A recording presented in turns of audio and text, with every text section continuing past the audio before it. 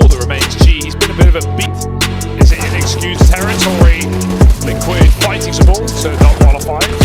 Still 50 overwhelms him, and that's in-game leader changes and whatnot. Figure out player changes in this tournament, but that's not to stop in dark control. Naf gets away with 2 kills. But at this Dangerous point, territory. Liquid fighting for dark control. Naf gets away with 2 kills, but still the PT50 overwhelms him, and that's now all that remains. G, he's been a bit of a beast in this tournament, but that's not to stop. ooh, I just had a great idea for the next episode of The Office, Harry. Yeah. All right. Remind me. Okay. You don't want to release it. No, I mean, if he drops it now, everyone knows what's coming, you know? Sure. You look at Team Liquid, I mean, they've only lost to one team this tournament. They lost to VP twice. Yeah. That's it. And now they're in a position where they need to win 2 series to be able to qualify. But I think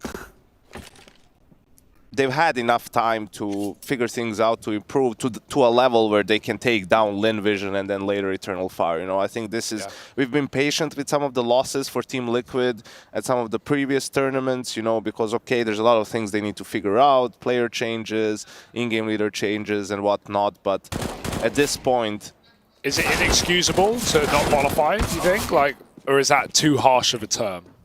I mean, I usually have a harsher opinion about these things than I guess other people, but for me I think it would be inexcusable.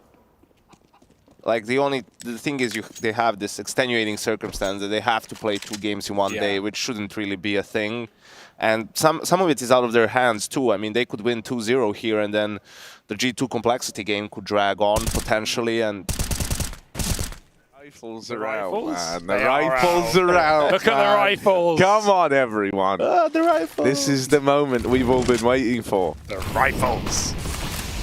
Rainwaker, good damage on the spam. Amelia hurt by that. Oh, dearie me. Luckily enough, that nade's going to just bounce on past. And actually, Amelia's going to be the one to get the first kill. Rainwaker, kind of a rough way for that one to go. Does damage through the smoke, but it's Liquid down 4v5. Over in mid, OC takes a bit of a peek, and Starry does offer himself up. So now down to the 4v4. Some pressure alleviated thanks to OC in middle. Still slow defaulting. Lynx Vision have no problem in playing very slow T-side rounds. You know, we talked about the Asian teams playing a more EU style in the last 12 months or so. Lynx Vision certainly ascribing.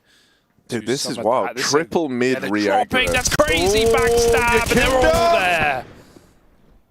That was his chance for 3 in the mow down. OC. As Lynx Vision were grouping. I mean, if there's one skill that Liquid have practiced, it's aggressing quite late in the mid round with all the games they've played versus VP thus far. Lynx Vision set up outside of the A site, grouped here with everybody, and oh god, the right wide jiggle with the smoke makes me nervous, but Rainwaker drops it immediately. It's alright, because they can just extinguish the molly if they really want to go. It's still terrifying. Getting 1-d'd on that cross. We've got a con smoke coming in. Lynx Vision, eyes on the prize right now. With a full execute into this A site, Rainwaker gets smoked and mollied. He has to spam or just wait for his team.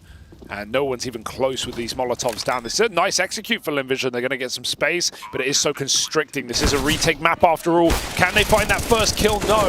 Rainwaker able to survive for 1, but the Glocks still fight back, and Lynx Vision have a chance. Oh god! Oh dear! Westmelon's done a lot of damage there with the push up to camera, and now Patsy on the backstab is going to have to do the heavy lifting here for Liquid. Patsy moving in with both heaven-bound players.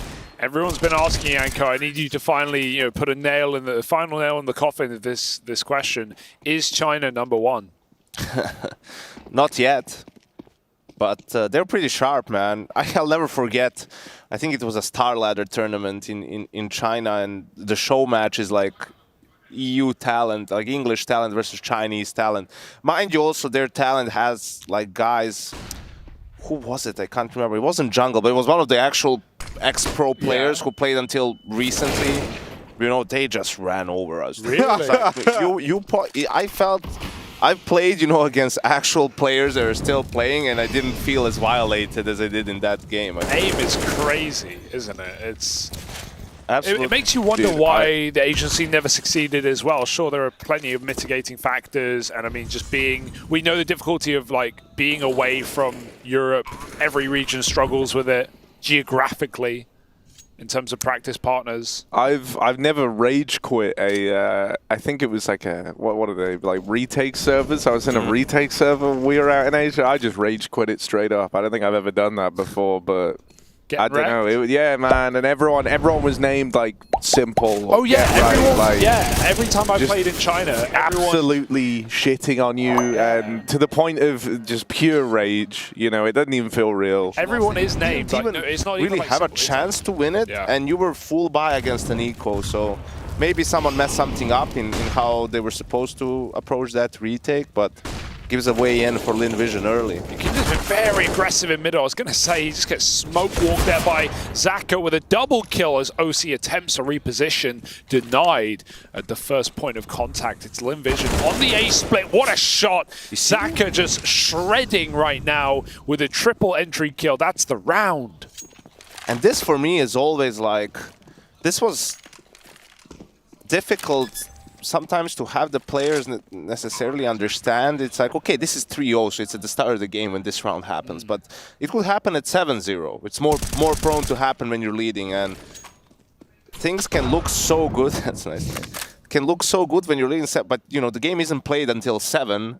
It's played until 16, soon to be until 13. But you know, you always have to keep that in mind. Things can, just because things have been going well, that doesn't, it's not a guarantee that they'll continue in the same way. You have to stay diligent. The team that we mopped the floor with is now beating us. You know, what's going on? And maybe some players are not that great with dealing with that pressure, and then they start their performance drops, or they become nervous in the communication. That makes, I don't know, Yakinder's job harder to call, and people don't do things the same way they do, let's say, in practice. And that's how things go south really quickly. I mean, that's something that some of these younger players on Liquid have not dealt with to the same extent as someone like Yakinder or Naf, like being favorites, right? Patsy, Rainwaker, these guys have been underdogs most of their career, right? Patsy's running Spirit. By the time, you know, like, yeah, the whole Antwerp run underdogs. Rainwaker never played at tier 1 level until Team Liquid. Not consistently, at least. So, yeah, that's a different type of pressure that these players have to deal with on a human level, and that's, we talk so much about the human side of playing at Pro CS. That's because the skill gap is so tight right now.